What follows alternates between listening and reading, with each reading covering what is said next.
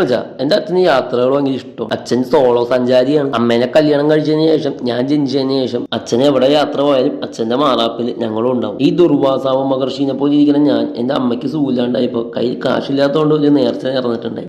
ഈ സ്പോട്ട് എവിടെയെന്ന് മനസ്സിലായോ? ഏതെങ്കിലും ഒരു വീഡിയോയിൽ ഒരു ദിവസം ഈ സ്പോട്ട് ഉണ്ടാവും. ഫസ്റ്റ് ഹാഫിൽ നാട്ടുകാരും വീട്ടുകാരും ഒരേ സ്ഥലത്തിൽ മുടിവെട്ട് എന്ന് പറഞ്ഞ് ടോർച്ചർ ചെയ്തപ്പോ, സെക്കൻഡ് ഹാഫിൽ ഇതേ നാട്ടുകാരും വീട്ടുകാരും മച്ചാ നിന്നെ കാണാനായിട്ട് ഗ്ലാമർ ആയിട്ടുണ്ട്, മുടി വെട്ടണ്ട എന്ന് ഒരു ഓപ്ഷൻ തന്നു. പക്ഷെ ടൈലൻഡിൽ എന്റെ മുടി പോയി. ഒരു റെയിൽവേ സ്റ്റേഷന്റെ ഉള്ള മ്യൂസിയം പോലെ ഇല്ലേ, എന്ത് രസമാണ് കാണാൻ. 6 അടി ഉയരത്തിലുള്ള നമ്മുടെ തിരുപ്പതിയപ്പനെ കാണുമ്പോൾ തന്നെ അറിയില്ലേ, സ്പോട്ട് മനസ്സിലായില്ലേ? അതെ, നമ്മുടെ സ്വന്തം തിരുപ്പതി.